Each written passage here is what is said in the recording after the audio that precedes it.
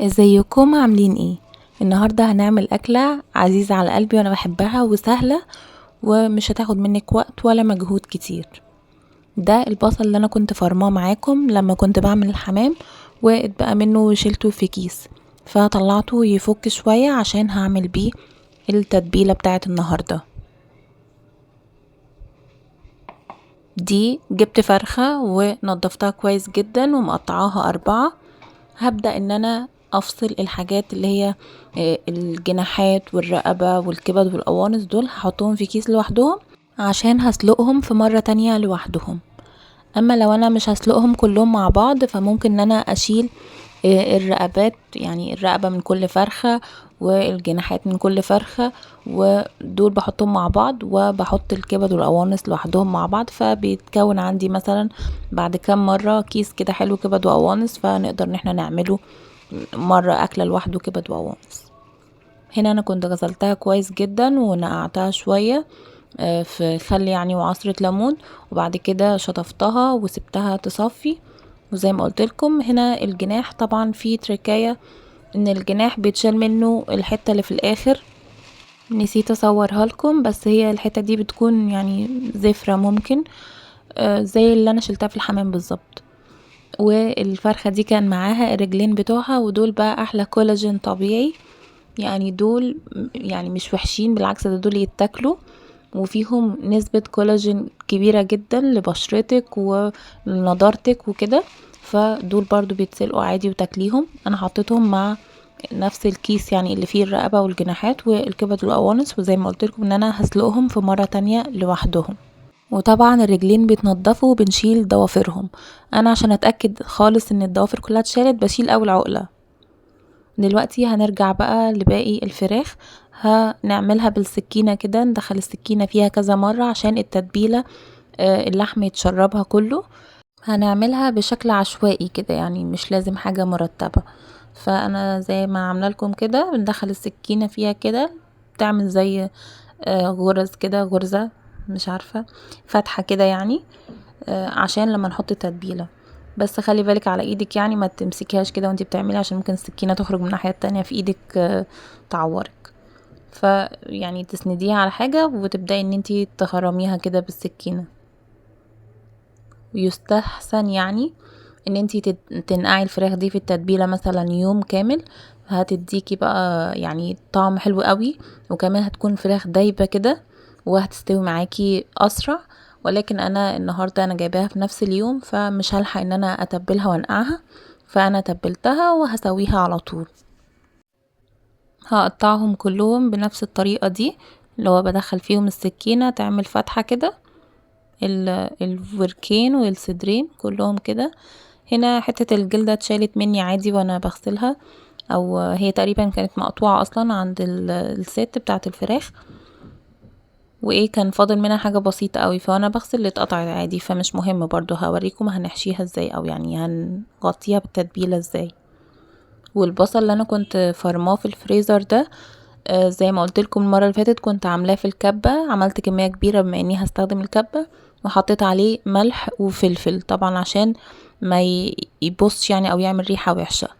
وانا طلعته دلوقتي اهو، فك قبلها ما خدش وقت خالص عشان يفك، يعني تقريبا 10 دقايق او ربع ساعة. انا تقريبا استخدمته بعد حوالي تلت ساعة كده، يعني بعد ما خلصت غسل الفراخ كلها، مش كلها يعني هما الفرخة يعني. فهنا البصل بقى فضيته كده، انا كنت حاطه عليه ملح يعني ايه خفيف عشان ما يملحش زيادة، عشان هو لما بيتركن الملح بيكتر فيه يعني، او بيملح اكتر. فهنا دلوقتي زودت شوية ملح بساط كده وشوية فلفل. كمان بقى حاجة مهمة جدا وهي الكركم. الكركم ده مفيد جدا جدا جدا لأبعد الحدود، ودلوقتي هقولكم كمان فوائده كده في السكة واحنا بنكمل. بصي يا ستي، بيساعد في تحسين صحة القلب والدماغ والجهاز الهضمي وكمان الجهاز المناعي، بيقلل أعراض الاكتئاب، وبيساعد في نضارة البشرة، وكمان بيقلل آلام العظام والمفاصل، مضاد قوي للالتهابات، وبيساعد في مكافحة السرطان والعياذ بالله بعيد عنا وعن السامعين. كمان بيخفف آلام متلازمة ما قبل الحيض. كمان مفيد لصحة الكبد وبيزيل السموم وخسارة الوزن وحرق الدهون، وليه كمان فوائد تانية كتير جدا ممكن نبقى نعدها في فيديو لوحده. نكمل بقى موضوعنا عن أكلة النهاردة. هنا تبلت البصل زي ما قلنا الفلفل والملح والكركم وحطيت كمون وخلطتهم كلهم في بعض. هنا انا ما استخدمتش يعني جوانتي او كده، وانا غسله ايدي كويس عشان اعمل بيها الاكل. تمام. هنا هبدأ احشي بقى بين الجلد كده واللحم. تمام. التانية برضو الوركين عملتهم كده. بصوا الفتحات اللي احنا عملناها دي بقى ايه، لو اتنقعت كمان في التتبيلة فاللحمة دي كمان بتشرب من التتبيلة دي وبتبقى بجد جوسي كده وخطيرة يعني. ولكن زي ما قلت لكم انا كنت جايبة الفرخة في نفس اليوم فما لحقتش ان انا انقعها، وكان يدوب يعني على ميعاد الغدا. هنا الصدر اهو، دي الحتة اللي ما كانش فيها الجلدة، عادي حطيت على اللحمة من فوق وكمان من جوه على العظمة. وهنا كمان الجزء التاني من الصدر نفس الكلام وحطيت على العظمة. هنا التتبيلة دي كانت كتيرة بس انا فتحت الكيس وسبته يفك، فيعني ايه مش هيبقى حلو يعني لما رجعه تاني الفريزر يعني، فانا قلت عادي استخدمه. هنستخدم الصوص ده عادي نحطه على الرز يعني ناكله بيه يعني. وهنا بدأت اوزع كمان على وش الجلد كده، ده برضو ايه لو هندخلها الفرن فيعمل لنا وش حلو فوق. هوزع بقى ايه البصل ده او التتبيلة دي في كل حتة كده عشان مش حتة تتحرق عشان ما فيهاش حاجة، وحتة يكون فيها بصل وماء كتير. وده شكل كده التتبيلة. ممكن بقى تغطيهم بستريتش كده وتنقعيهم، او ان انتي ايه هتعمليهم على طول زي هتنقعيهم قد ايه، تنقعيهم ليلة كاملة او يوم كامل يعني 24 ساعة او مثلا 12 ساعة. وعادي ممكن تنقعيها مثلا ساعتين 3 كده. ده برضو كل ما يعني ما بتتنقع كل ما بتبقى ايه اطرى كده واحلى يعني في السوا. وعادي ممكن تنقعيها برضو ساعتين 3 وهكذا، يعني هي على حسب طول المدة على حسب ما بتديكي نتيجة. وهنا هحط الحبهان، نسيت وحطيت الحبهانية الحباية يعني زي ما هي. بعد كده افتكرت الاحساس اللي كنت زمان بلاقيها مثلا في الاكل كده وكان ممكن اقوم يعني من على الاكل. فهنا رجعت تاني فتحتها وطلعت اللي فيها ده. في ناس برضو ممكن تستخدم الحبهان مطحون، هو بيتباع يعني مطحون برضو، ولكن انا اللي عندي اللي هي الحبيبات دي، فمامتي علمتني ان انا افتحها كده واطلع اللي جوه ده وافركها كده بايدي واوزعها. مش بيبقى ليها اي طعم خالص مركز، هي بس زمان كده يعني ما كنا بنلاقيها في وسط الاكل دي كانت بتعمل طعم مركز ده عشان هي كانت مقفولة على نفسها، فالطعم كله بيبقى في حتة واحدة. لكن لما بتفتحيها كده الطعم بيتوزع في الصينية كلها ومش بتحسي بيه ابدا، بالعكس بيديكي كمان نكهة حلوة جدا. وده ورق الغار او ورق لورا، برضو بيدي نكهة حلوة للأكل وريحة جميلة. هنا ممكن نزود في التتبيلة دي مثلا دبس رمان او صوص صويا او كده، ولكن انا كان عندي خلصان وما كنتش هنزل بصراحة اجيب حاجة تاني، فاكتفيت بس بتتبيلة البصل بالتوابل البسيطة البيسك خالص او الاساسية يعني. ودلوقتي كده الصينية جاهزة للتسوية. هبدأ ان انا اولع البوتاجاز على عالي شوية، او ممكن عادي من اول ما تولعي على الهادي وتغطيها، تحطي الصينية وتغطيها. هي ممكن تاخد معاكي ساعة ولكن تابعيها. هنا انا كنت بوريكم على طول، ما كانش عدى يعني ربع ساعة، فكنت بوريكم ان هي ايه ابتدت كده. وبرضو تتابعيها عشان ممكن يكون الماء اللي فيها نشفت، فممكن تزودي لها ميه حلوه عادي نص كوبايه كده او نص فنجان يعني. والمهم يكون فيها ميه عشان تستوي، مش ميه كتير قوي ولكن حاجه بسيطه عشان ايه ممكن تتلسع من تحت وتبدا تتحرق. هنا بوريكم ال لسه يعني ما استوتش، الصدر لسه بيشد. بوريكم المره التانية. هنا كان الوراك يعني بقت طرية عادي يعني الشوكة بتدخل بسهولة وتخرج، ولكن الصدر كان لسه. لقيته خد لون كده من تحت فقلبتهم. وهنا بنتي كانت عايزة تفتح الجيلي كولا وعمالة تتناقش معايا هتديني من الملبس ولا لا. نعم. وبعد كده هعمل معاكم طريقة رز سهلة وحلوة بحبها جدا يعني جنب الفراخ كده. وكمان خصوصا ان احنا مش من محبين الطبيخ قوي، وكمان في الصيف هيبقى طبيخ مع طماطم وحموضة بقى والجو حر وكده.